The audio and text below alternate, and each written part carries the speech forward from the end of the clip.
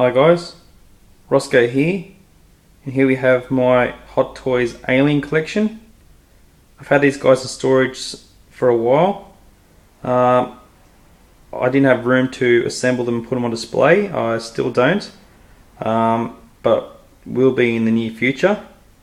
I wanted to get them out and put them together, but of course they have to go back in their boxes. I don't want to risk pulling them apart and breaking any of the joints on them, so just thought I'd get them out and show you what they look like with the boxes and them sitting in their trays.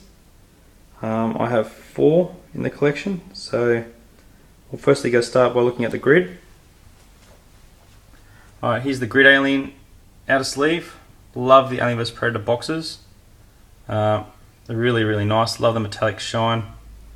And the Grid Alien is probably the main alien villain in the film. It was very hard to kill. You got the green sort of checkered marks on the head that was left by Celtic Predator. This came in 3 versions. Came in with the Grid Alien, the Alien Warrior, and the special version, which was a brown repaint.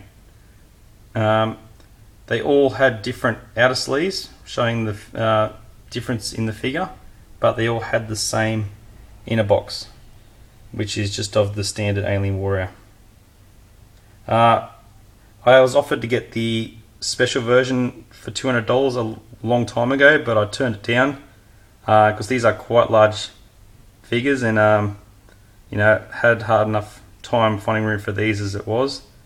So I would like to have one, but at the moment not looking at getting any more, especially since that version wasn't in the film anyway. So still quite cool, but okay, take a look at Grid.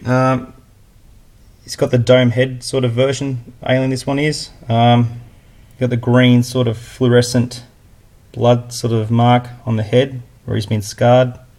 You got the little tab there which opens the mouth and lets the inner mandible come out. All very well sculpted, showing like rib cages, and it's like a slight brown highlights to the black. Half the figure is already assembled, so one side of it's already put together. Once you pull him out, you've got to attach the right arm and leg, and then the hand and then the foot. They all have like sort of like a ball socket in here, just clicks in. You got the 5 sort of back spikes here. They have to be attached as well. And as with aliens, there's not really any accessories you can come with. Pretty much what you see is in the detail.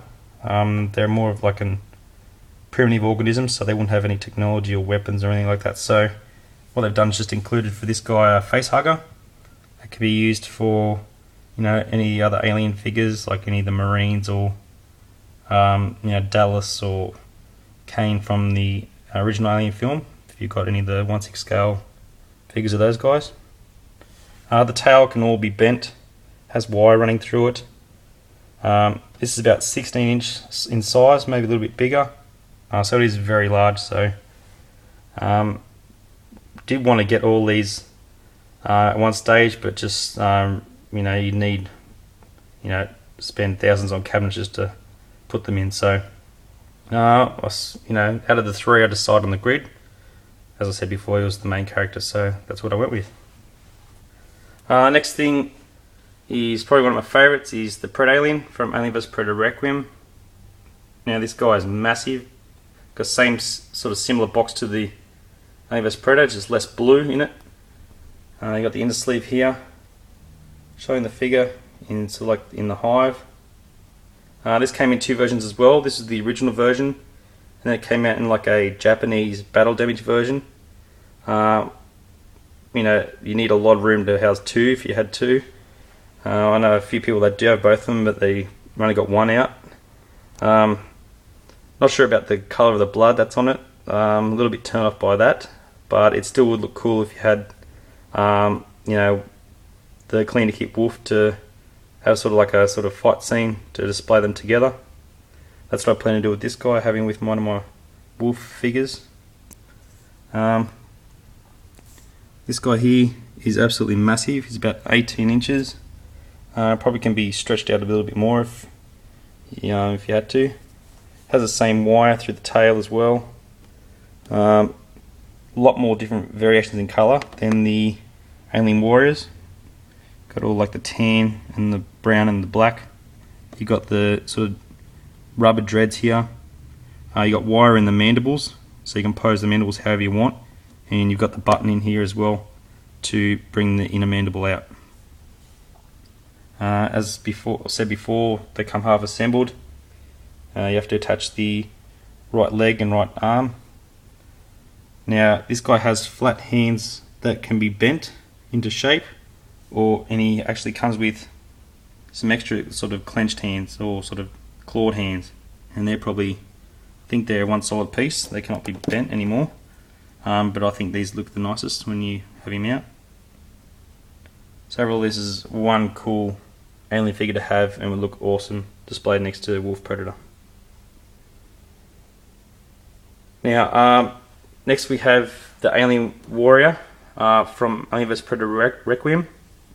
Now, I really wanted an alien, so an alien from the second film, but they are plagued with problems. They crack with the paint, their joints are very weak, so the slightest movement can break them. The board joints crack, and the feet become loose in their hands. So it was such a shame. It's such a nice looking alien, probably I feel one of the best looking aliens out of all the films, but just wasn't going to get one because of those reasons. But if you want to get something like that, this is probably the closest you're going to get. It has sort of like the ridged head, so very much like the cockroach sort of shaped head. Doesn't have the dome clear head like the Alien vs Predator ones from the first film. It has also the button here to open the inner mandible. It is black and has a bit more shades and variations of brown highlights to it than the AVP one. They have used the same body as the grid and all those other ones from that series. So same layout. Comes with a face hugger as well as an accessory. The only thing is different with this design besides that shaped head is that the original aliens in most films have 5 spikes on the back. They have a little tiny one here that goes right in the middle. But this guy in the film only comes with 4.